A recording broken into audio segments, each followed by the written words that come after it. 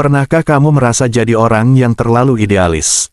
Dibilang sok suci, nggak mau kompromi, atau bahkan dianggap nggak realistis. Tapi di sisi lain, kamu juga nggak mau menyerah sama prinsip yang kamu pegang. Salahkah jadi idealis? Atau justru ini cara kita menjaga kemanusiaan?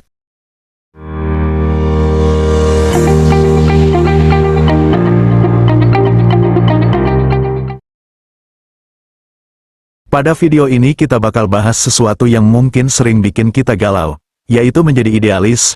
Apa itu idealis? Kenapa ada yang mencapnya sebagai kekuatan? Ada juga yang bilang itu kelemahan. Kita akan telusuri dari sudut pandang psikologi, kisah nyata, dan bagaimana tetap idealis tanpa kehilangan keseimbangan. Yuk, simak sampai akhir.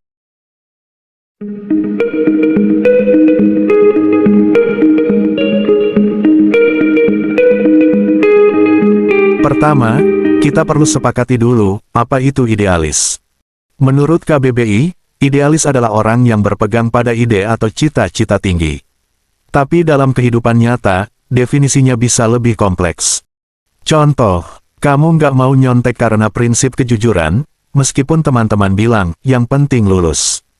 Kamu menolak tawaran kerja dengan gaji besar karena perusahaan itu merusak lingkungan.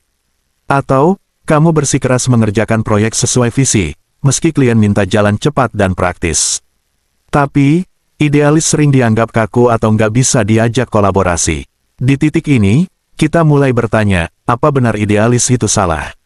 Dari sisi psikologis, idealis sebenarnya adalah kekuatan, karena ia lahir dari nilai-nilai inti seseorang.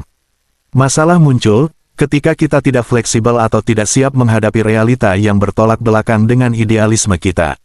Bayangkan kamu naik kapal, dan kompasmu selalu menunjuk ke utara. Kamu tahu arah tujuanmu, tapi jika kamu kaku dan nggak mau menghindari badai atau karang, kapalmu bisa karam. Nah, idealis adalah kompas itu. Ia penting untuk menentukan arah, tapi kita juga perlu kelenturan untuk menghadapi ombak realita.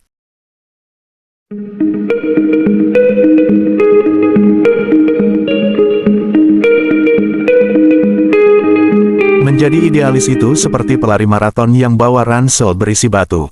Batu-batu itu adalah prinsipmu. Kamu bangga membawanya, tapi lama-lama tenagamu habis. Pertanyaannya, batu mana yang perlu dipertahankan, dan mana yang bisa dikurangi agar lari tetap lancar? Mari kita dengar kisah dua orang dengan jalan berbeda. Pertama, kisah Andi, seorang aktivis lingkungan. Andi menolak tawaran kerja di perusahaan tambang demi jadi relawan di pedalaman. Hidupnya sederhana, tapi ia bangga bisa mengedukasi masyarakat. Namun, ia sering dihujat karena dianggap menghambat pembangunan. Kedua, kisah Rina, seorang desainer grafis. Rina memilih keluar dari perusahaan karena bosnya sering memaksa manipulasi desain untuk menipu konsumen. Sekarang, ia freelance dengan penghasilan tak menentu, tapi tidurnya nyenyak. Dari kedua kisah tersebut dapat kita pelajari. Di satu sisi, idealisme memberi mereka kepuasan batin. Di sisi lain, mereka harus bayar harganya, seperti tekanan sosial, finansial, atau bahkan dikucilkan. Pertanyaannya, apa yang membedakan idealis yang bertahan dengan yang menyerah?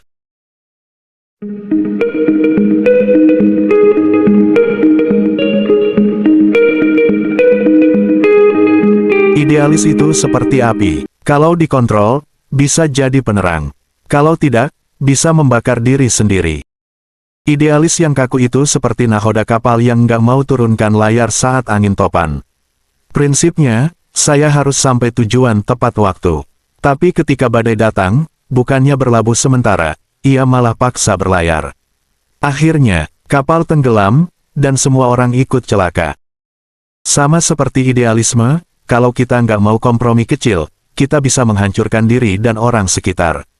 Menurut penelitian, orang yang terlalu kaku dengan idealisme rentan stres, frustrasi, bahkan kehilangan relasi. Contoh kasus, menolak semua masukan karena merasa hanya caranya yang benar. Mengorbankan kesehatan fisik atau mental demi prinsip yang mungkin belum tentu tercapai. Menghakimi orang lain yang tidak sepaham. Nah, seperti gini nih. Nggak mau nabrak prinsip, malah nabrak tembok beneran. Kan jadi lucu.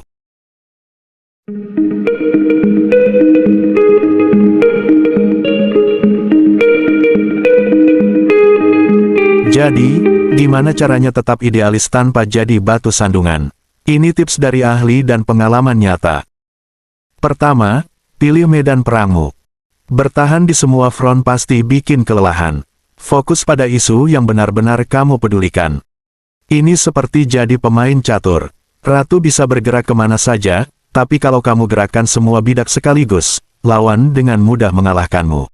Fokus pada langkah strategis di area yang benar-benar kamu kuasai. Kedua, kompromi bukan kalah. Kolaborasi butuh fleksibilitas. Misal, kamu anti plastik, tapi tetap pakai sedotan stainless saat meeting dengan klien yang masih pakai plastik.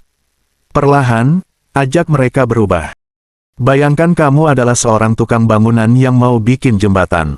Kamu ingin pakai bahan terbaik, tapi anggaran terbatas. Daripada menolak proyeknya, lebih baik negosiasi, bagaimana kalau besinya kita kurangi, tapi pondasi kita perkuat.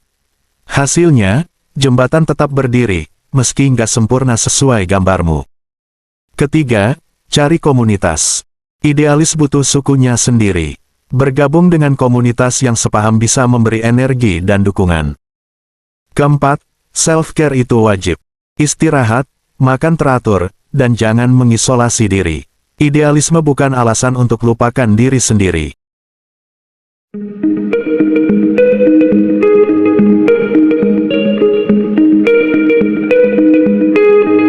Seorang teman saya aktivis lingkungan, mantan idealis yang kini memilih jalan realistis berkata kepada saya. Dulu dia demo tiap minggu, sampai lupa sama keluarga. Sekarang, dia tetap peduli lingkungan, tapi lewat edukasi ke anak-anak. Perubahannya mungkin lambat, tapi lebih berkelanjutan. Menariknya, menjadi idealis nggak harus hitam putih. Terkadang, kita perlu redefinisi ulang, apa tujuan akhirnya. Apakah cara kita sudah efektif?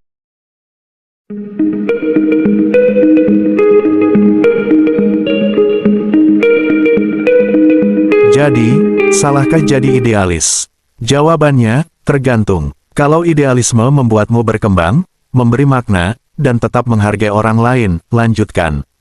Tapi kalau ia jadi racun yang merusak hidupmu dan sekitar, mungkin saatnya evaluasi. Ingat, idealisme itu seperti garam. Sedikit garam bikin masakan jadi enak. Tapi kalau kebanyakan, hambar, bahkan bikin sakit. Kuncinya adalah menemukan takaran yang pas, cukup untuk memberi rasa, tapi nggak sampai merusak. Yang pasti, dunia butuh idealis, tapi yang bijak, bukan yang fanatik. Seperti kata filsuf Aristoteles, keberanian adalah titik tengah antara pengecut dan kecerobohan. Jadi, jangan malu jadi idealis. Tapi jangan lupa, hidup adalah seni menari di antara prinsip dan realita. Kalau kalian bagaimana? Pernah mengalami dilema sebagai idealis? Share di komentar ya. Jangan lupa like, subscribe, untuk video terbaru lainnya. Sampai jumpa di video berikutnya.